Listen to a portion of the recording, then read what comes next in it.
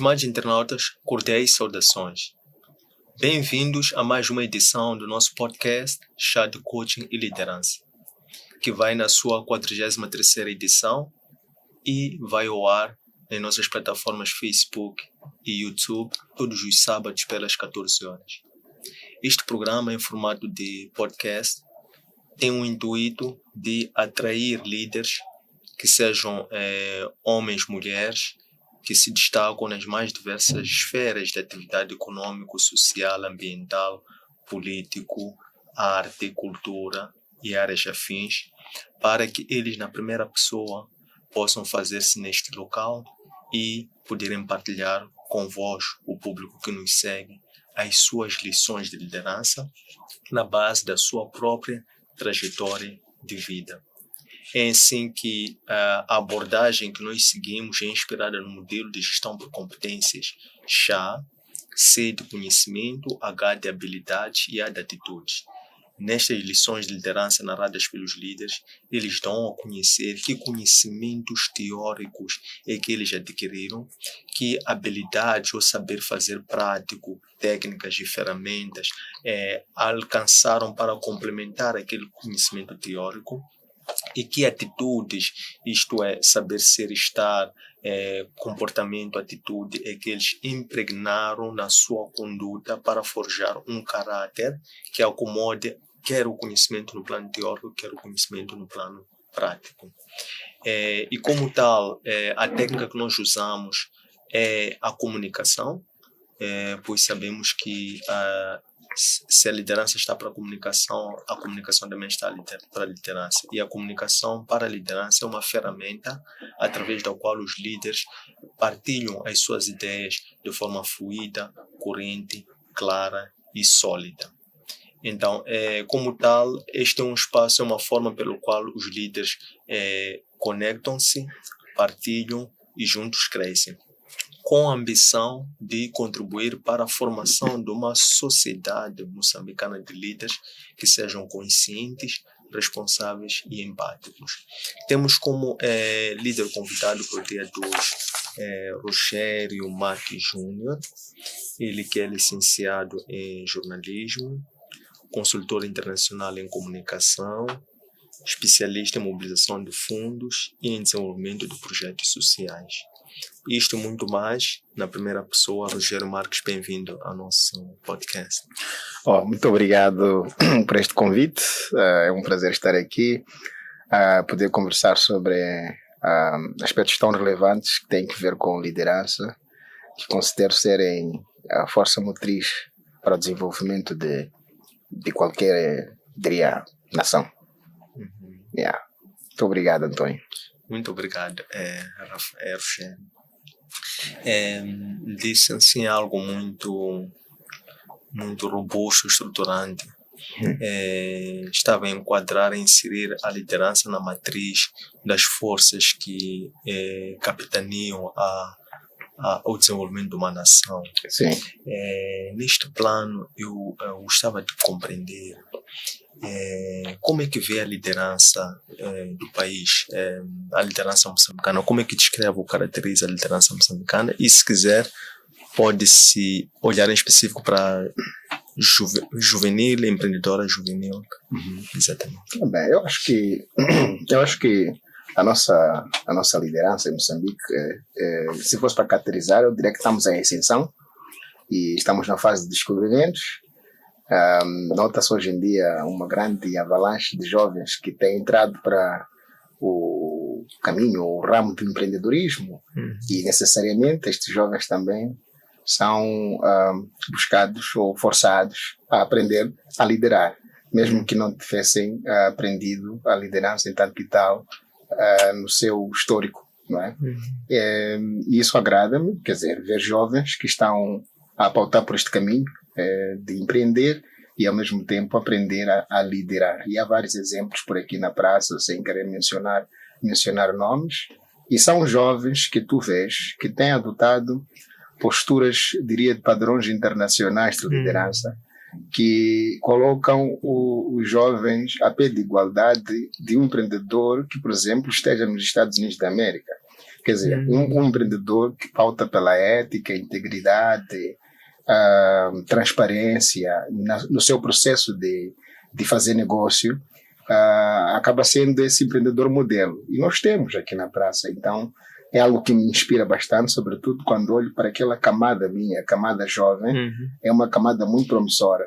Há pessoas aqui que começaram de muito baixo, que hoje são jovens inspiradores, que estão a furar o mercado internacional, mesmo a partir de Moçambique. Quer dizer, uma empresa fora do país que acredita num jovem moçambicano, isso é um sinal claro de que há jovens com perfil de liderança e perfil de empreendedor, de empreender uma ideia que se pode equiparar a um empreendedor internacional que esteja fora deste panteão. Então, são estes jovens que acredito serem estes modelos que vão aos poucos transformar aquela liderança que nós estamos muito habituados a ver na nossa praça, que é uma liderança que, quer dizer, que nem chega até a ser a liderança, que é aquele modelo do empregado-chefe, e que o chefe manda, o empregado tem que cumprir, e que o chefe não faz nada pelos empregados, é que deve fazer tudo, e toda a visão da empresa é deixada na mão do empregado. E estamos a ter uma outra visão em que os jovens dizem, não, se eu vou empreender, eu vou estar à frente, claro, não vou estar sozinho, vou estar com os outros, e vou reconhecer o contributo que cada um tem dado para o desenvolvimento deste meu empreendimento, né? E é verdade que as empresas devem ter marcas, devem ter alguém à frente, mas isso não significa que aquele que está à frente está a trabalhar sozinho. O sucesso da pessoa, o brilho da pessoa, há um conjunto de pessoas que estão ali atrás a trabalhar e a apoiar, e acredito que este sucesso tem muita relação com a forma como a pessoa lidera a sua equipe. É por isso que eu fazia essa relação. A liderança tem tudo a ver, tem toda a relação com o desenvolvimento, quer seja do empreendimento e de uma nação. Se tivermos líderes visionários, líderes com ideias muito próprias, com uma visão concreta de desenvolvimento do seu país, da sua empresa, do seu projeto, este líder vai longe. Muito bem. Excelente. E então, Rogério, por que é que tu escolheu o jornalismo? E como é que vive ou sente o poder do jornalismo a nível de uma sociedade, na sua experiência pessoa? Enquanto detentor desta formação, como é que exerce este poder na sua experiência pessoal? O jornalismo é o quarto poder. Tem sido chamado pelos pesquisadores pelo quarto poder, porque é uma outra força que pressiona os que estão à frente de uma nação a serem mais coerentes. É o fiscalizador. Então, o jornalismo é importante que ele exista em qualquer sociedade democrática, porque ele, obviamente, vai permitir que tudo aquilo que foi acordado dentro de um país, como os contratos sociais, estejam a andar de forma combinada. Quer dizer, que ninguém esteja por cima do que foi combinado. Então, o jornalista é mais ou menos por aí. Então, eu acredito muito no poder do jornalismo nesse sentido. Agora, eu fiz jornalismo, mas infelizmente não trabalho como jornalista e tal, porque especializei muito em questões de comunicação estratégica, jornalismo de dados e training também, né? Faço capacitação de pessoas nestas matérias. E, apesar embora tenha passado em algumas televisões, rádio da praça e mesmo imprensa escrita e tal, e não me arrependo de ter feito jornalismo tanto que tal, porque se eu olho hoje o mercado de trabalho em Moçambique, eu digo que todo aquele que fez comunicação, fez jornalismo e fez de facto, não pode ficar sem emprego neste país, porque as empresas todas estão a acordar, estão a perceber que a comunicação é importante, estão a criar departamento de comunicação, e quem vai ser especialista de comunicação é o jornalista, a pessoa que fez o jornalismo, a pessoa que conhece a relação entre público e empresa, a pessoa que sabe como manipular a informação e vender uma imagem mais coerente da empresa para o potencial cliente, né? Então, definitivamente é um curso que fiz. Primeiro, não foi por opção própria, preciso deixar muito claro aqui, porque eu antes de fazer o jornalismo, aliás, na 10ª classe, em Moçambique, como sabe, depois da 10ª classe, tu transitas para a 11ª, então tens que escolher o grupo A, B, C. Só que, infelizmente, o meu nome calhou no grupo A. E eu digo infelizmente porque da décima classe para baixo, eu sempre dei-me bem em ciências. E era bom em matemática. E meu sonho era ser professor de matemática. Até naquela altura. Só que na mesma altura eu já fazia rádio, programas infantis e tal, não sei o quê. Então, quando eu fui calhar no grupo A, que é o grupo de letras, eu tive que... Tentei trocar até certa medida de grupo, mas não consegui. Tive que me adaptar. Tive que ler muito, porque ali é só leitura. O grupo era só leitura. Tive que começar a ler muito. E quando terminei o grupo, 12ª, eu vi que a única alternativa que eu tinha nas mãos, tendo em conta a minha experiência de infância da rádio, só podia ser jornalismo. E concorri à universidade, passei, e fiz jornalismo, e hoje não me arrependo. Acho que foi diria um projeto de Deus. Muito bem. É um projeto de Deus. Excelente. Nessa ordem de ideias, entende que a área de comunicação seja o seu propósito de vida, e já agora qual seria o seu propósito de vida? Aceitou com facilidade essa transição do seu sonho de ser professor de matemática para depois ver-se a materializar o seu propósito no campo profissional, exercendo na indústria de comunicação? Definitivamente.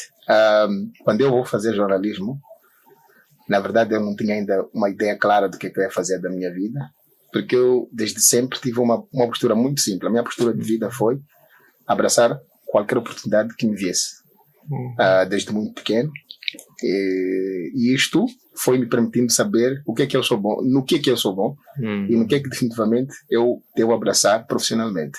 Já fiz muita coisa nessa vida que depois me arrependi de ter feito, e depois aperfeiçoei em outras coisas, saí bem, as pessoas já gostaram. Então, muito mais tarde, em 2016, 17, se não estou em 16 sim, eu comecei a pensar numa possibilidade de criar uma associação que pudesse usar os poderes de comunicação para advocar em prol dos direitos humanos, boa governação e acesso à informação. Mas isto ao nível da Zambésia. Era um modelo de negócio que eu tinha pensado, ainda estava a estudar aqui, e eu disse que não, eu tenho que fazer isto. Havia também um discurso muito premente naquela altura de que as pessoas que vêm das províncias, vêm a Maputo, depois não voltam, ficam aqui. Então eu queria desconstruir esta ideia de que é possível voltar à província e ter sucesso lá. Eu desenhei o projeto da associação, informei-me como é que essas associações funcionam em Moçambique, fui ler e quais são os passos para registrar e tudo. Então fiz o registro da minha primeira empresa social, que é uma associação, em 2017, com um grupo de amigos. Formamos a associação, chama-se Cidadãos de Moçambique, a Associação Cidadãos de Moçambique. Formamos em agosto de 2017. Quando nós formamos aquela associação, muita gente não acreditava do poder que aquilo ia ser, ou da transformação que ele ia criar, tanto ao nível da governação, da Zambésia, tanto a nível da vida das pessoas que iam lá trabalhar. Nós não tínhamos dinheiro. Evidentemente não tínhamos dinheiro nenhum. Então foi daí onde eu tinha que usar a comunicação, a ciência de comunicação que eu estudei, para gerar dinheiro naquela empresa. Então o que aconteceu? Primeiro passo, já aqui é uma questão de estratégia que estou a partilhar. Primeiro passo, tivemos que pensar o que é que nós temos em termos de recursos, e com os recursos que temos, o que é possível fazer para atrair pessoas. Primeiro, nós não éramos conhecidos. Então, o que é que fizemos? Desenhamos um projeto na altura chamado Tardes de Rompimento. Tardes de Rompimento era um projeto que a visão básica era engajar jovens através do rap, através do hip-hop. Mas não era um rap qualquer, era improviso que falava, por exemplo, de problemas na educação, na saúde, estrada, infraestrutura. Crítica social. Mas, crítica social. E nós fizemos aquele movimento. Criamos um grupo chamado RBB, que estava acoplado à associação, e usávamos nossos próprios telefones, e eu me lembro que levava na altura o aparelho que eu tinha lá em casa para o sítio público, às vezes era em casa de alguém, usávamos a energia dele. Então, o que é que nós fazíamos? Uma coisa que nós fazíamos, depois daquele evento, nós garantíamos que filmávamos. Filmávamos e punhamos no YouTube. Assim, cada. Assim, 2017. Isso, 2017. Punhamos no YouTube. As pessoas foram vendo e teve uma dessas batalhas de rap que nós fizemos e teve muita fama, muita gente ouviu, começou a saber, afinal, o que é essa cidadã de Moçambique? Quem são esses miúdos? Começaram a saber quem são esses miúdos. Nós estávamos a fazer a nossa história, porque não tínhamos história, com fundos próprios. E me lembro que foi nessa altura que nós começamos a ver os fundos disponíveis na praça, começamos a pensar em concorrer. E é daí onde eu comecei a desenvolver essa habilidade de fundraising. E não estudei necessariamente numa carteira, mas a vida me ensinou.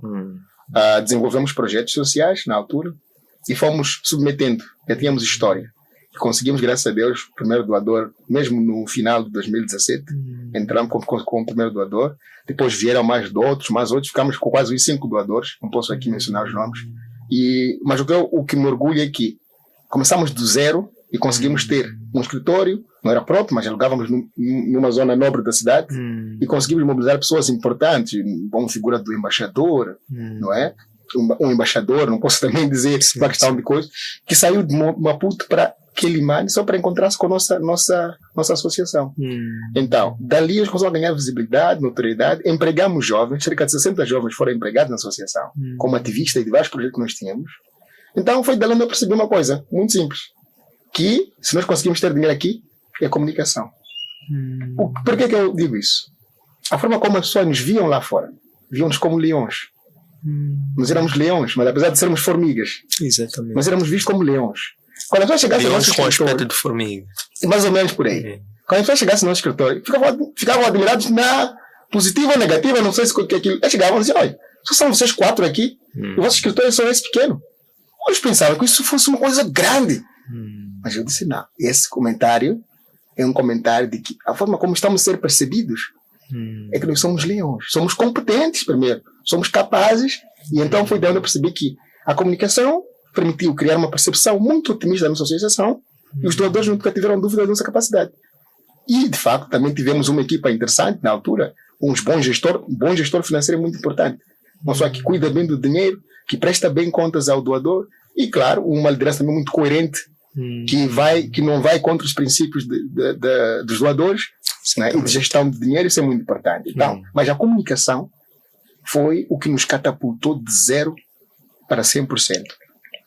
E que nos tirou do nada para o muito. Então, está aí a comunicação. Está aí o poder da comunicação. Usamos a comunicação para isso. Nós usamos uma série de plataformas. E com recursos muito escassos na altura. Claro, depois fomos adquirindo alguns equipamentos, mas inicialmente eu me lembro só que era um computador, um laptop, e o meu amigo tinha outro laptop, e íamos trocando assim, mas o que era grande ali eram nossas ideias. Nós pensávamos uma coisa, e o que é possível fazer isso? É possível fazer isso? Tens capacidade de fazer nesse computador uma coisa desta? Então vamos lá fazer. Começava-se, íamos dando ideias, melhorávamos e fazíamos, mostrávamos ao público que era extraordinário. Para nós não era grande coisa, mas o mundo via era extraordinário. Então foi daí que eu comecei já a utilizar esse conhecimento de comunicação nessa perspectiva de business. Comecei a perceber que é importante. Porque, de facto, a empresa que não se comunica não existe. Não é conhecida, não tem história e não tem validade nenhuma. Então, é mais ou menos por aí. Muito bem. Excelente. E depois, como é que, portanto, houve este percurso, houve uma transformação profunda da vossa ideia, né? Portanto, exato. Parte de uma ideia e depois, portanto, identificar uma oportunidade social, depois mobilizaram, estruturaram um modelo de negócio para a partir daí começarem a mobilizar recursos para a implementação daquela ideia. E este processo foi coerente e permitiu uma transformação radical da ideia até uma organização sólida com parceiros fixos. Exato. Queria perceber já agora, a nível da Jusante, quais foram os impactos do ponto de vista do propósito de vida que este módulo ou este movimento criou para as comunidades a quem se destinavam as vossas sessões? Não, foi de grande impacto. Eu diria que foi de grande impacto. Eu liderei aquilo por 2 anos e meio, depois tive que deixar, porque é aquela coisa, tem que ainda dar espaço aos outros. Mas durante os 2 anos e meio que liderei a organização, nós desenvolvemos vários projetos, conseguimos levar água a comunidades onde não havia água. Conseguimos... E tem números, assim, ideia? Sim, eu podia dizer mais ou menos durante 2 anos. De água, quantas pessoas? Eu diria, por exemplo, um furo de água numa comunidade pode abastecer até 3.000 pessoas. Numa comunidade, um furo de água pode abastecer 3.000 pessoas. 3.000 pessoas é muito, não é? Eu estou falando de um furo, mas já conseguimos reabilitar cerca de 5 furos de água através de nossos projetos num distrito lá na Zambésia. Exatamente. Conseguimos criar ideia de negócios para cerca de 20, 35 jovens que iniciaram seus próprios negócios através de nossa mentoria direta e que hoje alguns estão sustentáveis, estão a avançar à frente e conseguem pôr pão na mesa de casa deles graças à nossa intervenção direta. Conseguimos o quê? Conseguimos empregar pessoas. Cerca de 60 pessoas, 60 ativistas foram empregues pelo nosso projeto. Ativistas permanentes. Eles recebiam algum salário, algum subsídio, não era necessariamente um salário, mas era um subsídio relevante que fazia muita diferença para a comunidade onde eles estavam inseridos. E pelo trabalho, outra coisa, eu diria que tem um outro impacto que não é muito, diria, financeiro, mas tem um impacto de valorização pessoal. Porque quando tu começas a trabalhar numa coisa que tu acreditas, tu tens um propósito de vida, tu quando acordas tens essa ideia de que eu estou a desenvolver a minha própria comunidade através de uma organização X. A pessoa ganha uma notoriedade importante na sua comunidade e ganha um certo tipo de respeito. Então há jovens hoje que são grandes ativistas na base comunitária. Graças a, primeiro, a nossa intervenção e depois nós como tivemos um pacote também que tínhamos que dar aos nossos ativistas, assim, treinamento, como ser um bom ativista, que fazer, que não fazer, etc, etc. Há pessoas que têm esses pacotes, que implementam esses pacotes e hoje há organizações que vão na base, procuram por bons ativistas e eles são referenciados. E o governo até acredita na capacidade desses ativistas lá na base e eles são credenciados, eles conseguem fazer o seu trabalho e têm uma relação muito positiva com o governo local e conseguem fazer o seu trabalho de forma muito extraordinária. Então tem esse impacto também desse lado, não é? E mesmo para os jovens que estiveram ligados a mim diretamente na prossecução dessa iniciativa, eles tiveram uma oportunidade muito única de começar uma coisa do zero e ver como é que um negócio começa do zero e até ao 100%, como eu diria, até conseguir dar resultados concretos. Eles acompanharam esse processo todo e estiveram do meu lado. Eu era o homem das ideias, dava as ideias, íamos fazer juntos e eu sabia onde buscar, onde bater a porta. E graças a Deus, quando batíamos a porta, as portas abriam-se. É verdade que não abriram-se todas. Eu preciso deixar claro aqui uma coisa, porque quando conto assim, parece que tudo foi mar de rosas. Sim. Mas nem tudo foi mar de rosas, foi momentos difíceis. Mas uma coisa que nos manteve na estrada é a fé e a esperança de que é possível. E tu brilhares a partir da Zambésia para o mundo é diferente de brilhar a partir de Maputo para o mundo. Porque tu brilhas de um sítio onde tem falta tudo um pouco.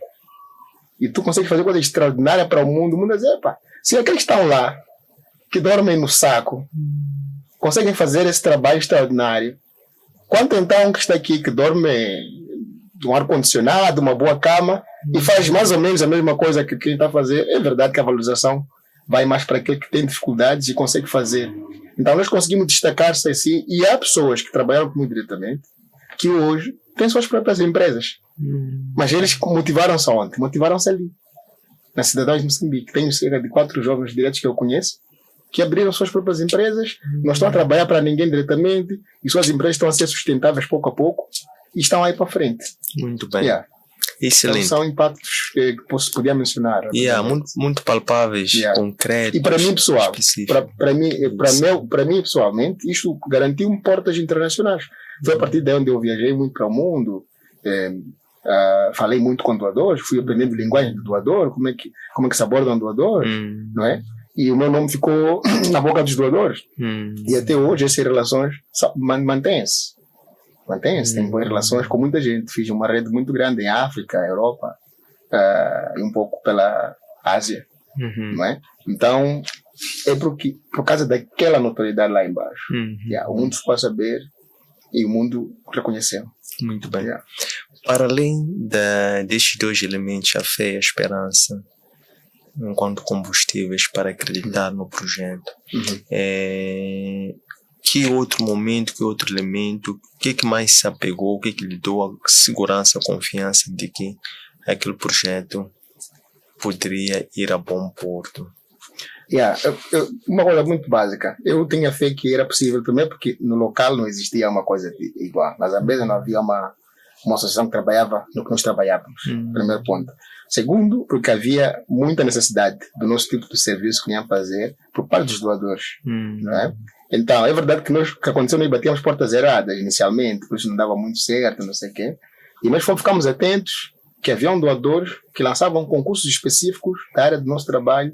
Então, aquilo também deu uma esperança de que não, se os doadores têm esse interesse e não existe ninguém aqui para fazer, e nós estamos aqui, não temos experiência ainda, é verdade. Exatamente. Mas somos jovens com vontade e com instrução e com vontade também de aprender, não estamos estagnados ou parados, podemos melhorar nossas habilidades. Foi isso que nos manteve, que é possível. E nós víamos história de outros jovens que começaram do zero e transformaram-se em grandes líderes. Nós falamos, não, se aquele jovem ali conseguiu chegar onde chegou, com a batalha e tudo, nós também podemos chegar. E nós éramos muito otimistas, nada nos parava. Ninguém podia vir dizer, olha, isso é impossível. É verdade, ouvimos muita boca, dizer, isso é impossível, não sei o quê, porque eu me lembro que na altura eu tinha guardado um dinheirinho para fazer todo esse processo de registro. E todo aquele dinheiro gastei para essas coisas. Porque eu acreditava naquilo, o dinheiro acabou, é verdade, o dinheiro não voltou assim rapidamente, mas mais tarde o dinheiro voltou. É isso, assumir o risco também, né? Assumimos o risco e fomos lá com fé, batemos as portas. Quer dizer, fazer acontecer. Exatamente. Fazer acontecer, parar de reclamar. Era o que nós fazíamos, né? Nas nossas condições, o que nós tínhamos era aquilo. Tínhamos um microfone, uma câmera, aliás, um telefone. Temos um computador. Não é possível filmar um vídeo aqui? É possível, né? Vamos fazer com o que temos. Nós esperamos ter perfeitas condições para iniciar. Nós iniciávamos mesmo nas condições que não tínhamos. E depois conseguimos tirar as condições mais tarde. Muito bem. Qual é o estilo ou modelo de liderança que o Rogério segue e que é presente também nestes que depois foram herdeiros do modelo, que nos dias de hoje também estão a dar os seus próprios passos, alguns com iniciativas, projetos sociais ou empresariais com sustentabilidade? E que lá também percebe-se, e também aqueles que alguns doadores, outros parceiros que a nível local, quando vão e procuram fornecedores locais, encontram-os como referência. Estão a espelhar-se em quê? O que vem como protótipo em termos de estilo ou modelo ou estilo de liderança? Bem, acho que eu sou muito transparente, sempre fui, muito transparente, desde o começo, não escondia nada. Eu me lembro que eu preferia passar fome, mas os meus subordinados, se é o dia de pagar subsídio ou salário, o doador demorou a enviar o dinheiro, e eu tenho um dinheiro, preferia passar a fome, eles estarem bem, depois mais tarde pagavam. Isso é outro aspecto. Comunicação. Eu fazia reuniões semanalmente, uma reunião muito, diria, uma reunião, não aquela prolixa, uma reunião muito específica, com objetivos muito concretos. O que é que vamos fazer? A pessoa A, B, C tinha objetivos claros que tinha que apresentar naquela reunião. E na reunião era reunião. E saber separar os momentos também. É trabalho. Mas depois daquilo eu era amigo também. Íamos comer juntos. Ia para a casa dos meus colaboradores, sentávamos. Eu sentava, visitava todos eles. Quer dizer, eu não considerava-os como trabalhadores, eu considerava-os como amigos no final do dia. E outra coisa que eu acho que é muito, muito interessante é a questão de integridade. Ser íntegro. Eu tive uma associação, mas na altura eu estava com a minha esposa. Minha esposa não tinha emprego. Eu podia colocar minha esposa a trabalhar na associação. Podia colocar meu irmão a trabalhar na minha associação. Eu era diretor executivo, tinha esse poder. Mas eu não fiz isso, por uma questão muito básica. As leis, as normas de funcionamento de uma associação, onde o doador mete dinheiro, etc. Tu não podes, de forma nenhuma. Por causa de conflito. Mas está um conflito de interesses, não é? Mas há pessoas que fazem isso. Há líderes que fazem isso. Eu nunca fiz isso. Chegavam amigos, Rogério, peço emprego aí, viu umas vagas lá. Não, concorra. Mete os seus documentos. Não preciso de refresco de ninguém. Concorra. Uma questão de ser íntegro, coerente. Porque se não és coerente, aceitas subornos, é que tu acabas apagando o seu brilho. Então eu mantive muito coerente todo o tempo que estivemos junto com eles. E posso dizer de forma muito clara, até se forem a ver esse vídeo, eles espelham-se muito na minha liderança, porque foi o primeiro contato que eles tiveram de uma pessoa jovem que estava a liderar um projeto muito grande, com pessoas muito importantes desse país, e ter sucesso. Tá vendo? E ao mesmo tempo humilde também, né? Porque é muito importante, muito humilde, levar para a minha casa, Se é para andar de chinelos, eles vão andar de chinelos, ok? Não há nenhum problema, no final do dia somos seres humanos. Né? Quer dizer, não deixa o título te corromper, ou porque tu conseguiste uma coisa, se vangloriar por isso. Eu estava sempre a colocar eles à frente. Eu nunca dizia que sou eu que fiz, eu dizia fizemos. Às vezes, quando estamos em reuniões privadas, eu fazia elogios diretos. Esse trabalho aqui, estás a ver quem fez? É aquele fulano. É um jovem interessante. Aquilo parece nada, mas aquilo era muito importante para ele. E a pessoa que estava do meu lado, obviamente, saia com a ideia de que existe um jovem Antônio ali, que é incrível, por exemplo, no vídeo, que é incrível, por exemplo, no design gráfico, que é incrível, por exemplo, na mobilização comunitária, entre outras. Então, essas atitudes repetidas criaram neles, quer dizer, essa é uma avaliação muito minha, pode dizer, sou suspeito de dizer isso, mas acredito que todos os dias eu mantenho contato, pelo menos por semana, algumas vezes mantenho contato com as pessoas que eu mencionei. E eles até hoje veem-me como um ídolo. Quando tem alguma dificuldade, ligam-me e eu, na minha humilde opinião, aconselho que consigo aconselhar.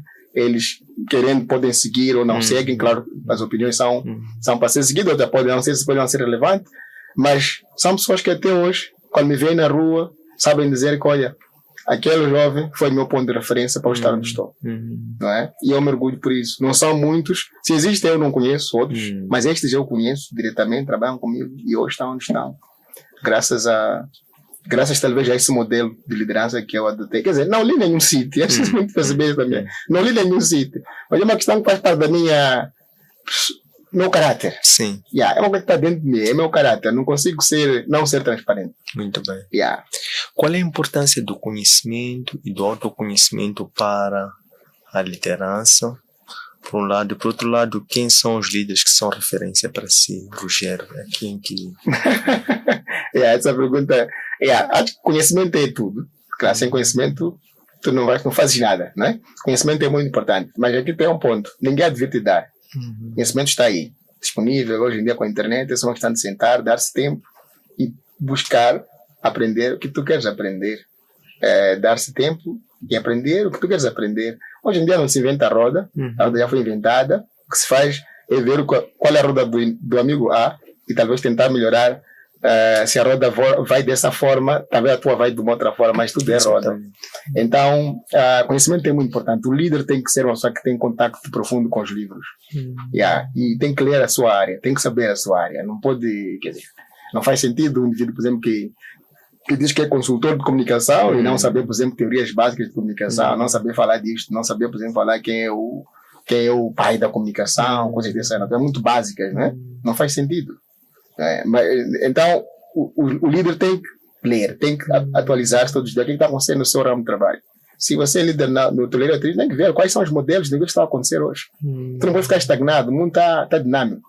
Então, se tu ficas estagnado, a pensar que o que fazes é o mais correto, vais ficar para trás. Porque esses líderes, os líderes novos, que somos nós, a nossa geração, estão a vir agressivos, eu vou usar esse termo. Estão agressivos porque estão a acompanhar a dinâmica e não estão a se inspirar em modelos nacionais. Estão a se inspirar em modelos internacionais de liderança. E eles tentam replicar aqui e estão a conseguir ter sucesso. Estão a conseguir furar mercados internacionais. Então, conhecimento é condição sine qua non para o sucesso de uma liderança. Agora, em termos de a quem eu me inspiro aqui, honestamente, como um líder assim de uma sociedade, de organizações, não tenho, não posso dizer. Mas como eu disse, eu me inspiro em Malcolm X, li muito sobre Malcolm X, gosto muito da história dele, de luta, de tudo. Mas tem um professor que eu falo muito onde eu ando, que me impactou muito pelo seu modo de vida, sua simplicidade, mas também seu alto teor de conhecimento. Uma pessoa que sabe muito bem da área dele, mas a sua humildade, a sua forma de tratar as pessoas me cativou bastante. Chama-se Mário Fonseca. Eu até falo para ele abertamente que ele é meu ídolo. Foi meu professor na licenciatura e até hoje somos amigos por duas razões. Por uma razão. Uma das razões é que eu fui bom aluno também, uma parte dele, e ao mesmo tempo ele reconheceu e fizemos alguns projetos juntos e fiz bem ao lado dele.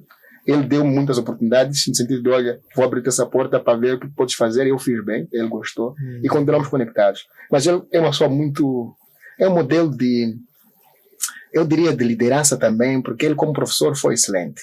Como diretor de uma associação aí que ele liderava aqui, também é excelente.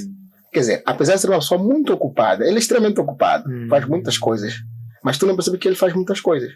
Ele consegue ter tempo para todo mundo, consegue ouvir com muita calma, consegue dar atenção o que dá para dar atenção, consegue ser muito presente ao mesmo tempo que é muito ocupado e faz bem as suas tarefas. Eu acho que é um modelo de pessoa que me inspira, nesse momento, me inspira. Mas ele não é muito famoso, ele não é muito famoso, é uma pessoa muito embaixo, mas com um perfil muito, muito bom. Muito bom. Muito interessante. E quais são as 3 principais competências, skills, 3, 4 skills que entende que são mais importantes para a liderança, para um líder? Skills. Informática é importante hoje em dia. Tem que dominar a informática, tem que dominar as tecnologias, não é ponto. É muito importante. Tem que saber falar pelo menos uma língua internacional. A língua dos outros países, sobretudo o inglês, pelo menos é importantíssimo saber falar. E depois tem que saber comunicar-se bem.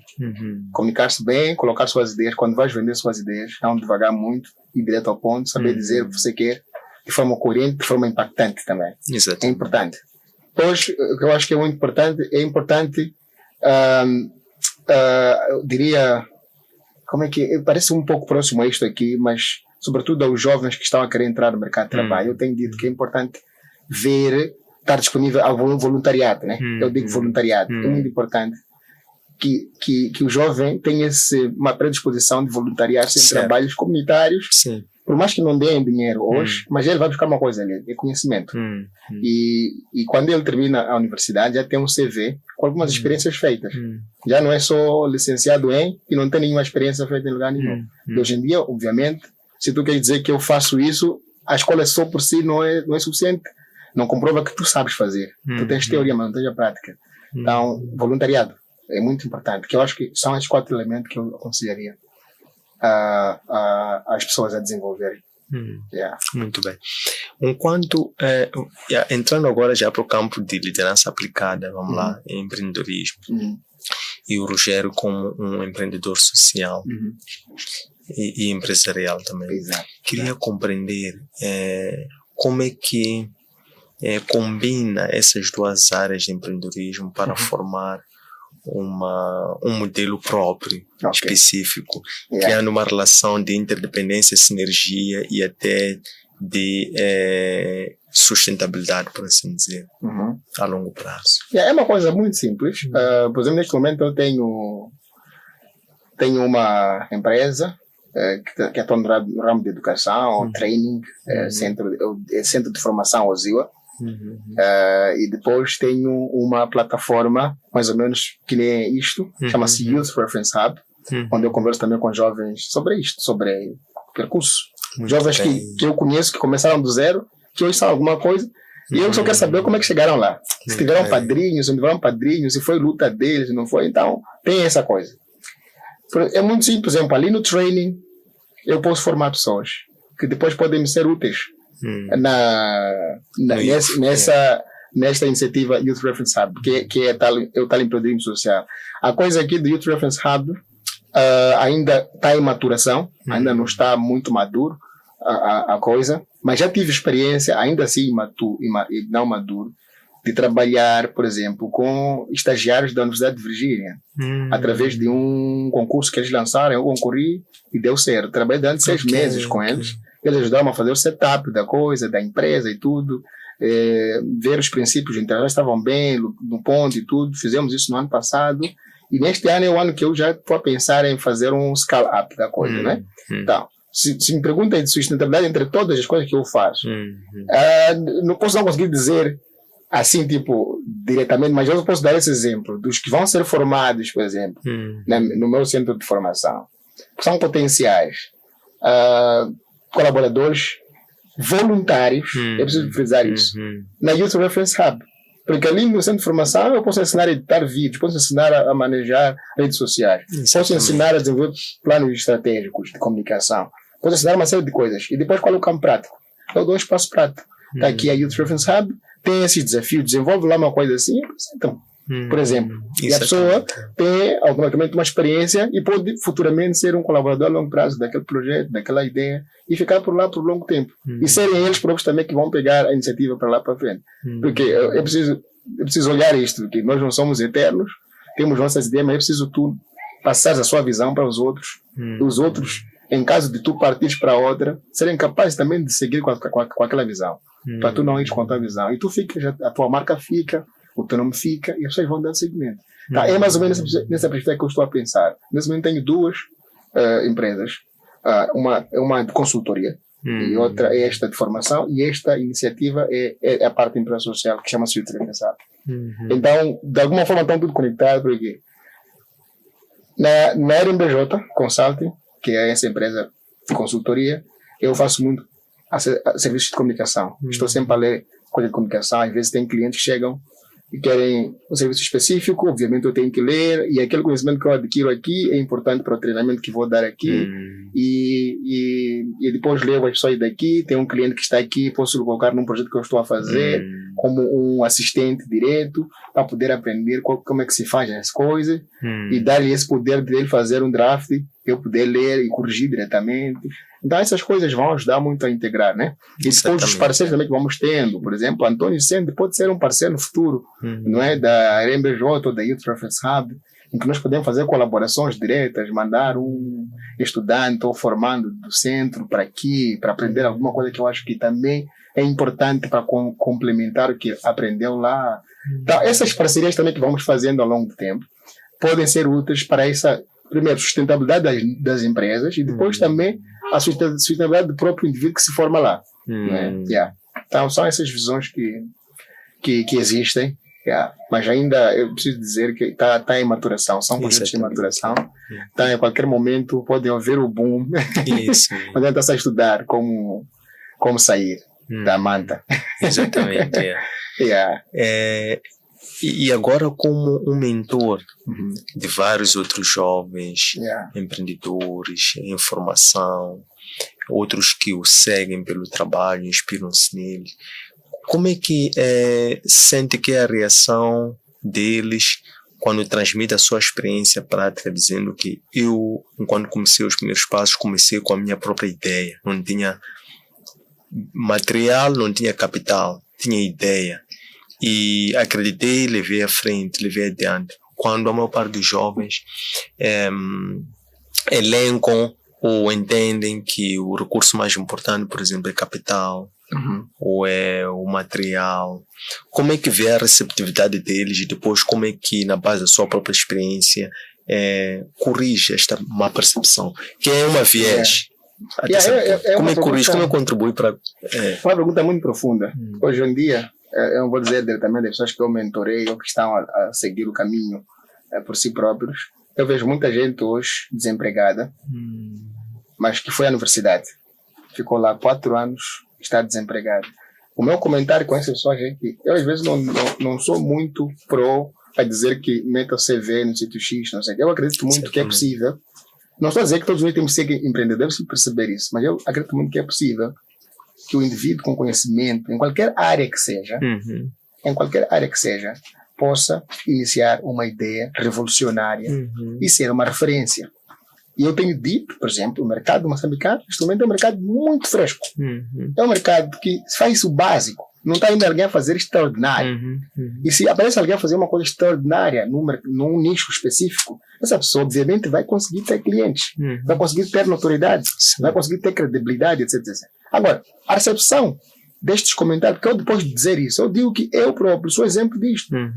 Saí da faculdade, é verdade, fiz alguns trabalhos, consegui poupar alguma coisa, mas eu tinha uma ideia, abandonar um emprego para ir fazer uma ideia do zero.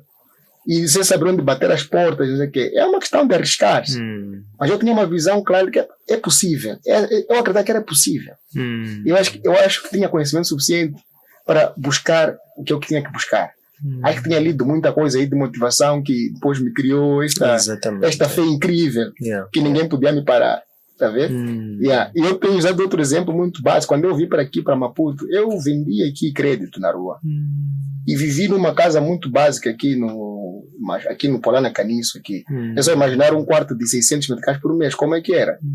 Porque normalmente os preços é que são 1.000 e tal, ou 1.500 é o quarto básico possível. Mas eu pagar 600 é só imaginar. Vivi mal durante muito tempo nesta cidade. Mas graças a Deus, mais uma vez, a postura de abrir essas oportunidades, mesmo sem ganhar nada, é a postura que vai te abrir várias portas. O que aconteceu? Na altura, eu era usado na faculdade porque tinha algum conhecimento de, por exemplo, produzir cartazes. Chegava um professor e para Rogério, peço para produzir um cartaz, há um evento X. Estou lá a produzir. Rogério, estamos a pedir para fazer um discurso, elabora lá um discurso aí do diretor ou que eu estava lá a produzir.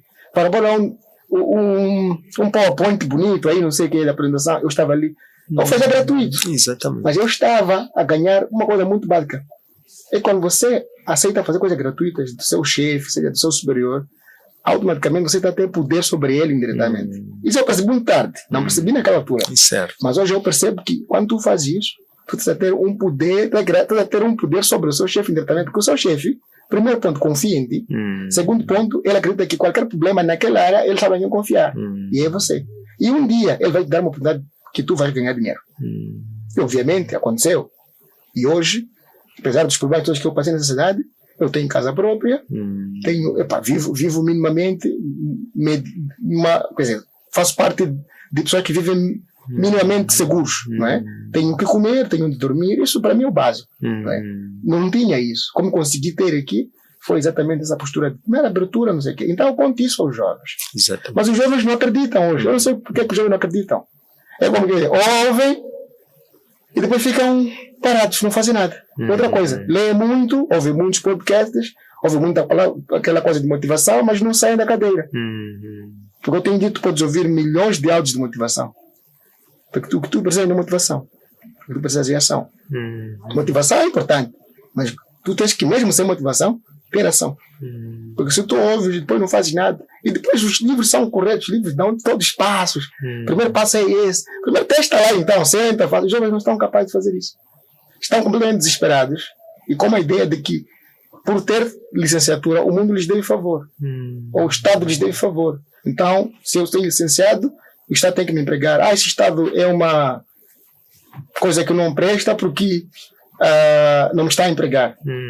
Mas eu tenho dito que não tem que olhar dessa forma. Então, acho que a forma de ver o mundo é completamente diferente da forma como os jovens veem o mundo, os jovens que estão na universidade. Então, é importante começar a dar esse treinamento, não sei, esse tipo de palestras muito diretas aos jovens. Dizer que, olha, é preciso saber que estão a formar aqui. Vocês não estão a sair para serem empregados do Estado, necessariamente. Estão a ser formados para serem a força motriz de transformação real da economia do país. Então, o que estás a aprender aqui, aprenda, não cabule. Aprenda de facto para si próprio. Está a ver? Então, os jovens estão aí. Andam com CV de um lado para o outro, não acreditam no seu potencial, e tu vês jovens brilhantes, inteligentes, que até memorizaram o livro todo, mas estão parados hoje, não têm emprego. Então, porque há falta de algum outro conhecimento que eles não têm. Que é importante que talvez nós comecemos a difundir isto e mostrar exemplos práticos. Este teu espaço já é um espaço importante para aquele jovem que já tem megabyte e vai no YouTube, não para procurar aquelas fofocas, mas para aprender. Pode vir cá a ouvir essa história e provavelmente pode se inspirar e sair da cadeira e tomar uma ação concreta. E outra coisa que os jovens acreditam é eles gostam de acreditar quando vêm bens materiais.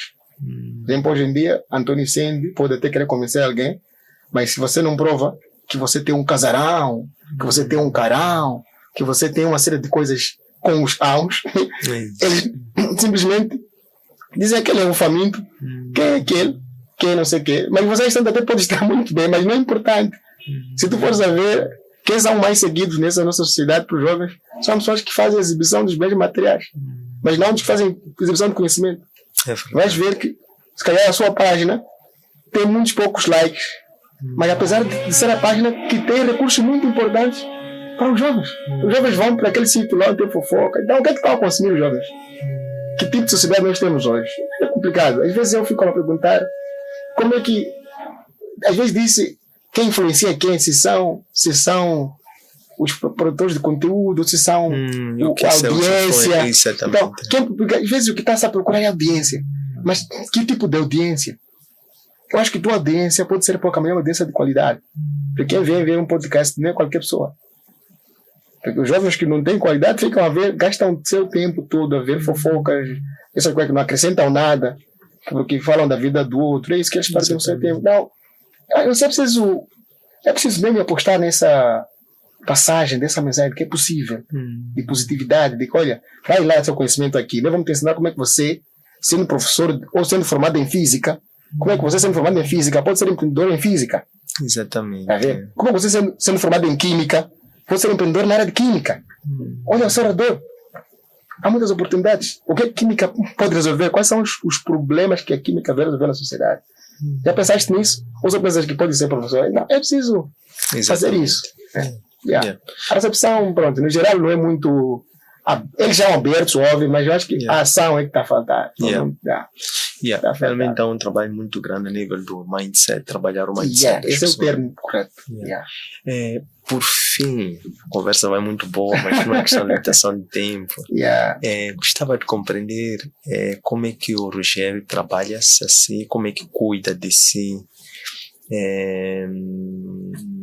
em termos espirituais, emocionais, físicos, mentais ou psicológicos, para depois poder cuidar dos outros. E ao poder cuidar dos outros, poder prefigurar aquela frase inspiradora do Malcolm X. The future belongs to those who prepare for today. Eu tenho uma rotina muito básica. Faço ginástica 2 vezes por semana. Aeróbica, corro, faço corrida.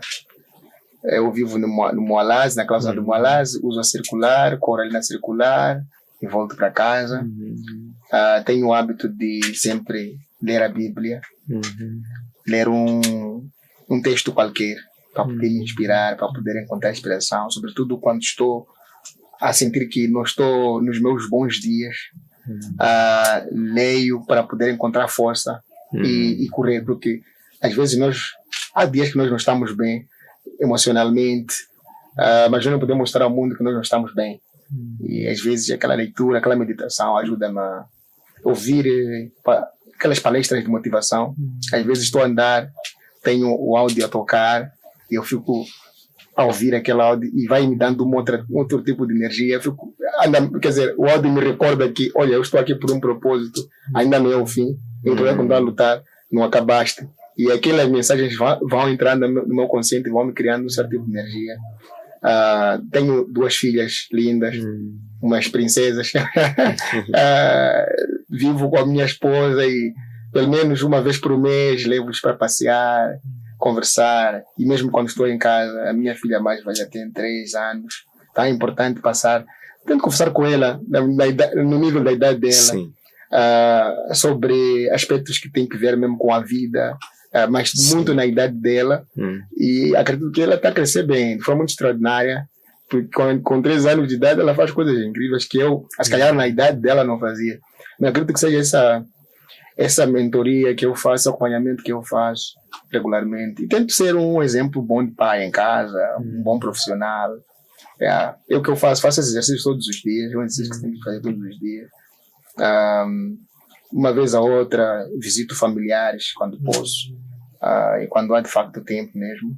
Quando não há, dedico à família nuclear, que é isso. A gente passa muito tempo fora de casa e quando voltamos tentamos focar isso. Então, tecnicamente, leituras, meditações, ginástica e aproveitar o tempo com a família.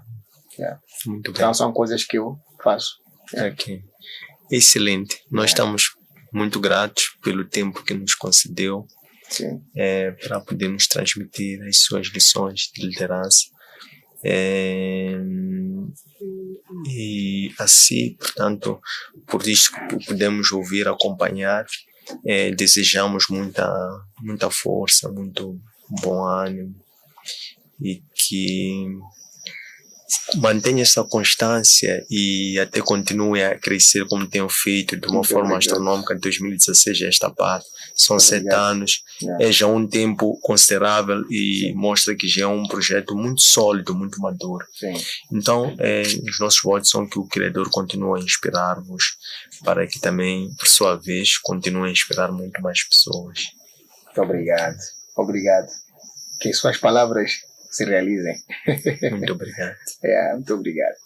Então, estas lições encontram disponíveis nos nossos arquivos digitais, designadamente plataforma Facebook, António Sende_Oficial, nosso canal YouTube, António Sende_LDA e o nosso aplicativo Eloet. Um abraço, Luz, até breve.